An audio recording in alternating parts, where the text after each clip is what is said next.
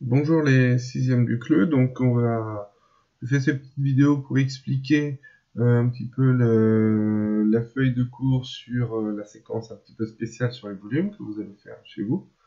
Déjà on va expliquer ce que c'est qu'un volume. Le volume d'un solide, c'est la mesure de l'intérieur de ce solide. Donc un solide, c'est une figure de l'espace en 3D, un objet en 3D.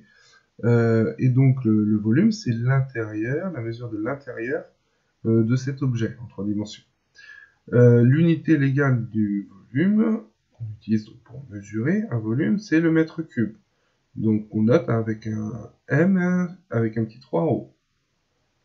Un mètre cube, ça représente la mesure du volume d'un cube de 1 mètre de côté. Pour vous donner une idée, c'est si vous voyez les cubes de récupération d'eau là, qui ont la forme d'un cube.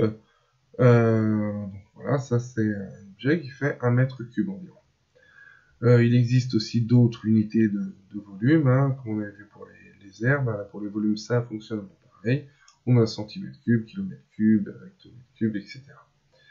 On parle aussi de contenance pour mesurer le volume d'un solide. Donc l'unité de contenance est le litre, et 1 litre, ça correspond à la contenance d'un cube de 1 décimètre de côté. Donc 1 litre, c'est 1 décimètre cube.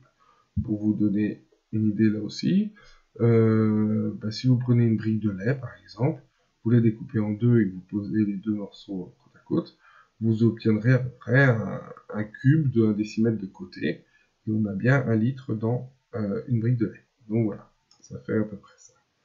Pour convertir des volumes, on va utiliser un tableau de conversion comme on avait utilisé pour les longueurs et pour les aires. Pour les longueurs, il y avait une colonne par unité. Pour les aires, il y avait 2 colonnes par unité. Pour les volumes, il y aura donc logiquement 3 colonnes par unité. Donc on utilise un tableau de ce type-là, où on a bien séparé chaque unité en 3. J'ai mis aussi ici les unités de contenance, donc avec le litre qui est égal à 1 décimètre cube. Un décalitre, c'est 10 litres qui vaut 10 décimètres cubes. Hectolitre, 100 litres. Kilolitre, 1000 litres.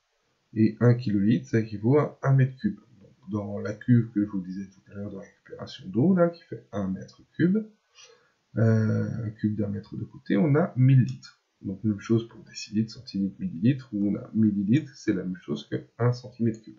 Donc dans un petit cube de 1 cm de côté, et ben en fait on a 1 millilitre. Pour vous donner un ordre d'idée, un dé à jouer, ça fait à peu près 1 cm de côté, donc 1 cm cube à l'intérieur, et donc ça fait à peu près 1 millilitre. Pour convertir, on a quelques exemples en dessous. On procède de la même manière que l'on avait procédé pour les aires et les longueurs. Si je dois convertir 1,2 décimètre cube. Donc 1,2 décimètre cube, alors je tourne à droite, ce sera plus facile. Pour convertir 1,2 décimètre cube en centimètre cube, je repère le chiffre des unités, donc le 1, que je vais mettre dans la colonne de droite des décimètres cubes. Donc 1, ici, virgule, et le 2 dans la colonne suivante. Ensuite, je veux en centimètres cubes. Donc la virgule, je vais la déplacer dans la colonne de droite des centimètres cubes. Et pour finir, je vais compléter, ici j'ai besoin de compléter par des zéros, pour pouvoir lire le nombre. La virgule n'est plus utile du coup, mais je lis 1200 cm3. Donc je complète 1200 cm3 ici. Ensuite, 41 décamètres cubes. Alors je repère le chiffre des unités, c'est le 1 ici, que je vais mettre dans la colonne de droite des décamètres cubes. Donc je mets le 1 ici, le 4 ici, et ensuite je veux en hectomètres cubes. Donc je vais mettre la virgule dans la colonne de droite des hectomètres cubes. Là aussi je vais compléter par des zéros pour aller jusqu'à la virgule, et puis au moins avoir un chiffre avant la virgule. Et je lis du coup 0,041.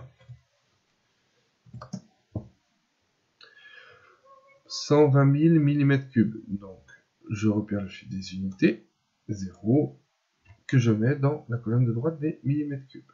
0, et je complète ensuite un chiffre par colonne. 3, 2, 1 ici.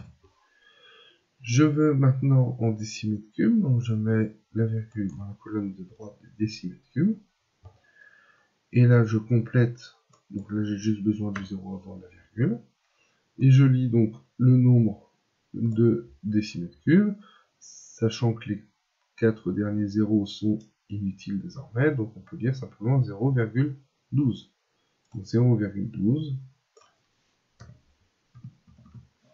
décimètres cubes. 21 décimètres cubes que je veux en litres. Donc je complète décimètres cubes, le 1 ici, le 2 ici. Les décimètres cubes, c'est la même chose que le litre, donc en fait, j'ai pas vraiment besoin de tableau. J'aurais pu dire directement que décimètres cubes et litres, c'était la même chose que 21 décimètres cubes, du coup, c'est 21 litres. Pour 2,5 mètres cubes, que je veux en litres. Donc, je repère le chiffre des unités que je mets dans la colonne de droite, avec la virgule, et le 5 ici. Je veux en litres, donc je déplace la virgule dans la colonne des litres, donc la colonne de droite des décimètres cubes, et je complète là encore par des zéros, pour arriver jusqu'à la virgule, et je lis 2500 litres. Et enfin 0,5 hectolitres, donc là je dois mettre le chiffre des unités dans la colonne des hectolitres. La colonne des hectolitres, elle est ici, donc 0,5. Ici, 5 ici. Je veux en décilitres, donc je vais déplacer la virgule dans la colonne des décilitres, et je complète par des 0, 0, et je lis donc le premier 0 devient inutile, et je lis 500 décilitres. Voilà pour les explications sur la méthode de conversion à l'aide du tableau. Ensuite, on a une deuxième partie où on va pouvoir calculer le volume d'un pavé droit. Alors, nous n'avons pas encore vu le chapitre sur les pavés droits, mais vous avez sûrement vu en primaire ce que c'était qu'un pavé droit. On appelle ça aussi un parallélépipède rectangle. Donc un pavé droit, voilà, c'est une boîte à chaussures, on va dire. Voilà, ça a cette forme-là, sur un dessin en perspective. Donc avec une longueur, une largeur et une hauteur. Voilà. Pour calculer le volume, l'intérieur de ce pavé droit, de cette boîte, on a une formule qu'on utilise. Le volume d'un pavé droit, c'est la longueur fois la largeur fois la hauteur. En fait, on avait vu l'aire d'un rectangle, c'est la longueur fois la largeur. Ici, dans la 3 dimensions, comme un pavé droit, c'est la forme rectangulaire, on va rajouter la hauteur, on va multiplier par la hauteur. Donc, avec les initiales simplement, V égale grand L fois petit l fois H. Alors, si je veux calculer le volume de ce pavé droit, je vais simplement faire donc longueur fois largeur fois hauteur, c'est-à-dire 10 fois 6 fois 5. 10 fois 6, 60, 60 fois 5, 300. Donc le volume de ce pavé droit est de 300. Comme les unités de longueur sont toutes en centimètres, du coup, ça me fera un volume en centimètres cubes. Voilà pour l'explication sur les volumes. Bon courage pour les exercices. À vous de jouer.